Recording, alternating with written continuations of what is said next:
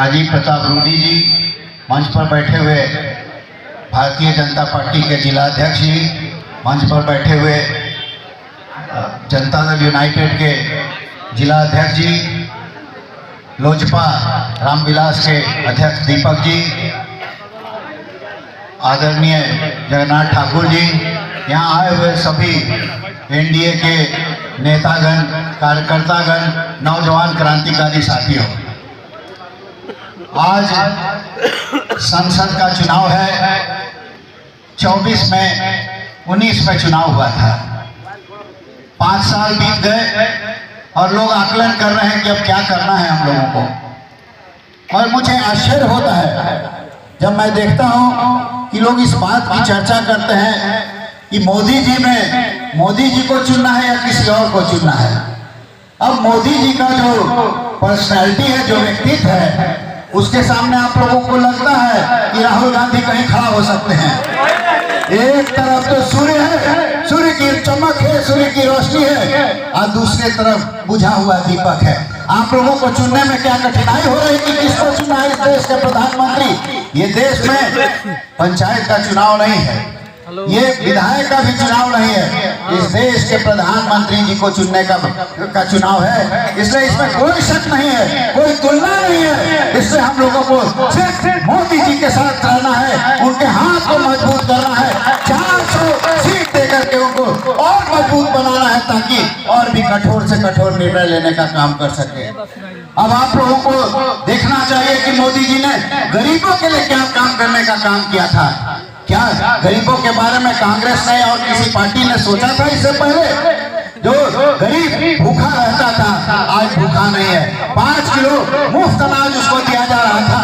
हम लोगों के समय में जब कोई गरीब चला आता था और कहता था कि सर हमको हार्ट का ऑपरेशन कराना है, कुछ मदद कीजिए, हम लोगों के आंखों से आंसू निकल पड़ते थे। 5-10 हजार रुपया तो हम लोग मदद कर सकते थे, पर 1 लाख और 1.5 लाख मदद करने की हम लोगों की भी शक्ति नहीं थी। आज नरेंद्र मोदी जी ने सारे लोगों को, गरीबों को आयुष्मान भारत कार्ड देने का काम किया है। 5 लाख मुफ्त का काम करने का किया, गरीबों के आंसू पोंछने का काम किया है। इस बात को आप लोगों को याद रखना पड़ेगा।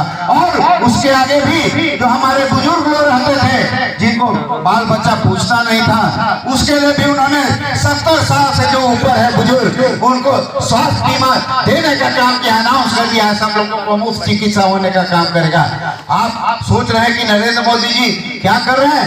गरीबों के अगर असली मसीहा हैं तो नरेंद्र मोदी जी हैं, इस बात को समझना चाहिए। और हम लोगों को मिलजुल करके सभी लोगों को उनके हाथ को मजबूत करना चाहिए। आप हमारे बिहार में देख लीजिए, हमारे मुख्यमंत्री जी हैं नीतीश कुमार जी। आप लोगों को, बहुत लोगों को, नौजवानों को याद नहीं होगा,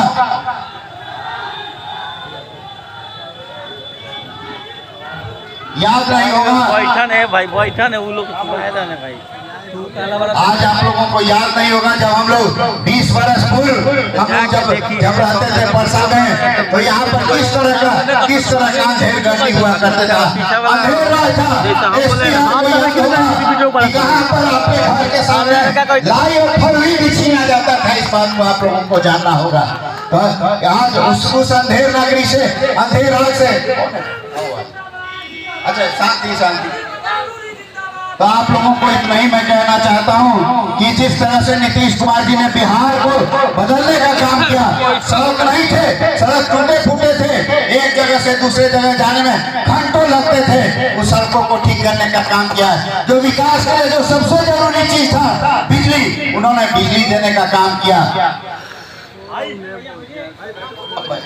और सड़कों और बिजली का जाल फैलाने का काम किया, महिलाओं को आगे बढ़ाने का काम किया। अगर आज महिलाओं को किसी भी पद पर देखते हैं तो समझ लीजिए कि नीतीश कुमार जी की देन है, और इसको हम लोगों को समझना चाहिए। नरेंद्र मोदी जी ने और मुख्यमंत्री जी ने जो काम किया है, उसके बाद से आपको सोचने की जरूरत नहीं है कि किसको वोट देना है। अगर आप देश में अगर किसी ऐसा प्रधानमंत्री बने हैं जो उन्होंने अपना विदेश में नाम कमाने का काम किया है।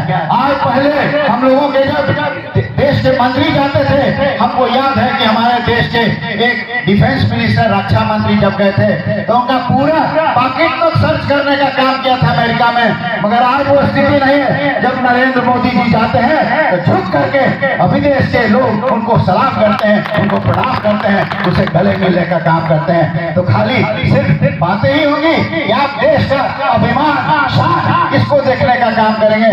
इस बात को आप लोगों को मन में रख करके तभी कार्य करना चाहिए। आप सभी भाइयों से मैं कहना चाहता हूँ, चारों तरफ देख लीजिए, चारों तरफ देख लीजिए, नौजवान हैं, बूढ़े हैं, अधेड़ हैं, सब लोग बैठे हुए हैं और हर एक जाति और समुदाय से लोग बैठे हुए हैं। किसी एक जाति का वर्चस्व यहाँ नहीं है और हम लोग मिलजुल करके रूडी जी को भारी मतों से जिताने का काम करेंगे। आप सभी लोगों को मैं आश्वस्त करना चाहता हूँ, कुछ लोगों के मन में दुख था कि पिछले बार लोगों ने गठबंधन धर्म का पालन नहीं करने का काम किया। मैं आपको आश्वस्त करना चाहता हूँ, इन लोगों से बात हुई है, आने वाले समय में गठबंधन पर कोई सस्पिशन, कोई संदेह नहीं रहेगा और हम लोग मिलजुल करके जितना भी भयानक बातें हैं उसको खत्म करने का काम करेंगे। इन्हीं चंद शब्दों के साथ आप सभी लोग आए, हम लोग मिलजुल करके अब तो 10-12 दिन बचा ही हुआ है, अब हम लोग मिल करके बूथ वाइज हम लोग काम करने का काम करेंगे।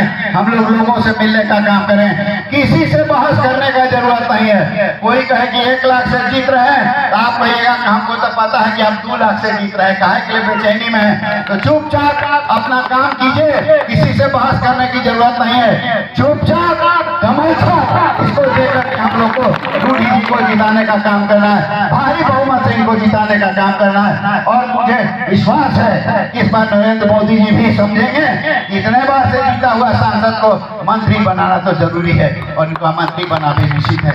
इन्हीं चंद शब्दों के साथ मैं सभी कार्यकर्ताओं को धन्यवाद देना चाहता हूँ। यहाँ बड़े जोश खरोश के साथ यहाँ हैं और इसी जोश खरोश के साथ आप वोट भी करने का काम करेंगे और रूडी जी को जिताने का काम करेंगे। इन्हीं चंद शब्दों के साथ आप सभी लोगों को बहुत बहुत धन्यवाद। जय हिंद।